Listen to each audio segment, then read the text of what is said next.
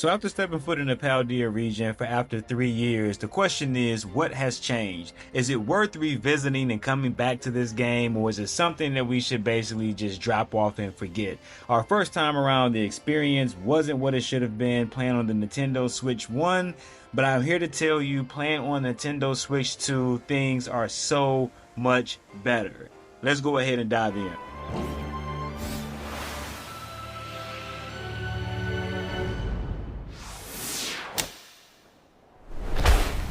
From the very first moment that you walk out the house, you're captivated. From the very first step that you take, you're amazed and impressed by just how smooth it runs, by moving the camera around to a different angle without any lack or stutter.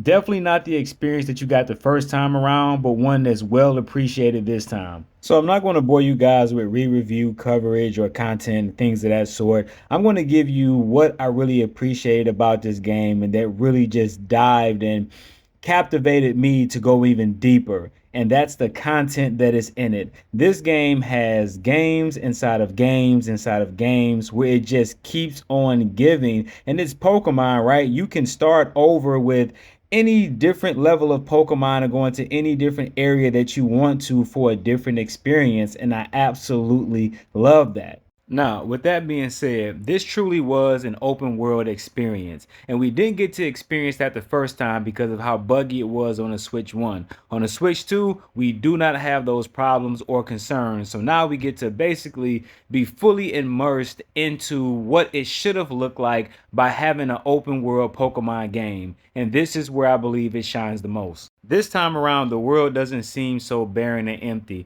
Don't get me wrong, it isn't greatly detailed or in depth or anything of that sort, but it's not just like a complete wasteland where you have to get into a certain radius of the Pokemon for them to pop up and to appear, or you go so far out and they disappear. They're always there. Whether they're there individually or they're there with their evolved stages grouped together or just spread out in the masses, it feels like this is an actual Pokemon world. And because of that, you're going to want to engage in what the game has to offer. So very briefly, we have three different main stories. The first one is going to be the gym leaders, which is very traditional. The second one is going to be the Titans. And the third one is going to be Team 5-Star. Now, both of these are pretty lengthy, especially when you combine that to an open world where you could easily get distracted by other Pokemon trainers that are out there, shinies that are on the ground, collecting Pokeballs and other dropped items that are out there that's constantly pulling your attention. It's hard to really focus on just one.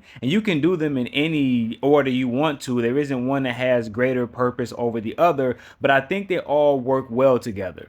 Now, once you complete the game, you still have post-game content which you can run through, which there's still doors in which you have to unlock, which have secret Pokemon monsters that are behind them, and they're pretty strong, right? Because I believe it's to be dealt with at the end of the game. And then you have the gym leaders in which you can face again at higher levels, and going through the main story the first time, they were pretty challenging if you have regular level Pokemon.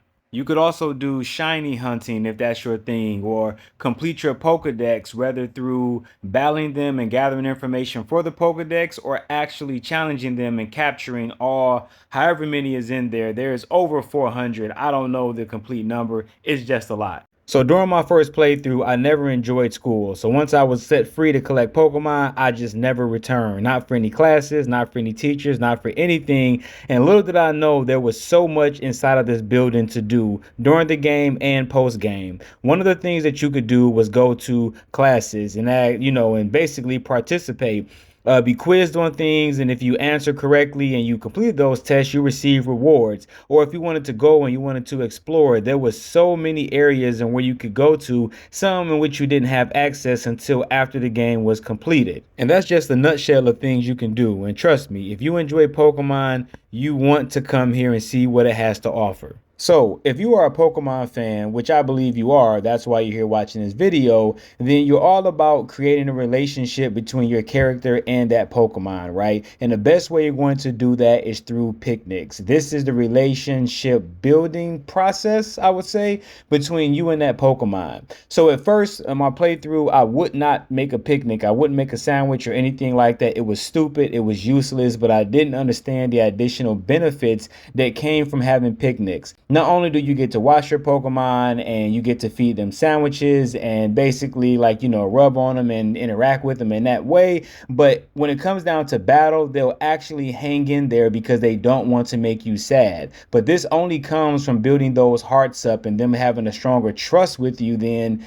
they did if you just basically took them around and just threw them in a battle. Now, the next area that I'm going to talk about are going to be the DLC. When I tell you that the DLC was very impressive and shocking because of what we got in the original game and how it was kind of all over the place when it came down to the story, no direct path, and this, that, and the other, this one was very well done. Aesthetically, it was beautiful. The color coordination, the Pokemon of choice were all in harmony with each other. You can tell from the very beginning of being introduced into the teal mask that they had did some type of visual enhancement and more detail, and you can tell this by the trees, you can tell this by the mountains, you can tell this by the surrounding areas in the environment compared to going back to the Paldea region and seeing just how plain and basic the mountains look compared to the ones that are in the Kitakami region. Now, pertaining to the story, because of the structure, it was more engaging. From the mean Carmen you had to deal with,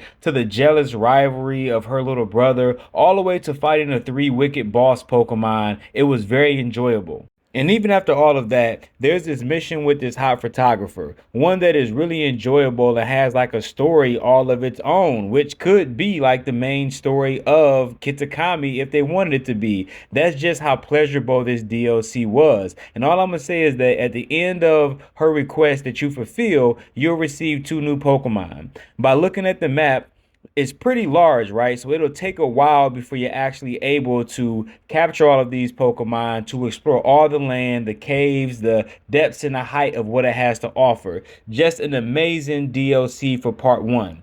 Now, shifting over to part 2, the Indigo Disc. I have not started that one yet, but I'm very excited to do so. But before I go into my last DLC, I want to complete as much of the post content as possible and take my time with the last DLC because they hold a lot of my faves.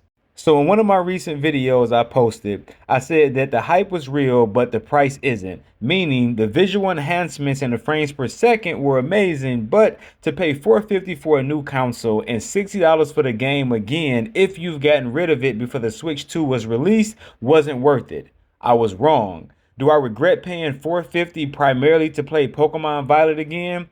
No, it was because of how poorly it ran on the Switch 1 that I missed all this content in the game because it was just unplayable for me. I can't tell you to go out and purchase the Switch 2 to receive this better experience, but if you can afford it and you love Pokemon, trust me, it is worth another playthrough. So if you've made it this far in the video, all my Pokemon lovers, go ahead and hit that subscribe button. I'm on a mission for 1,000 subscribers this year.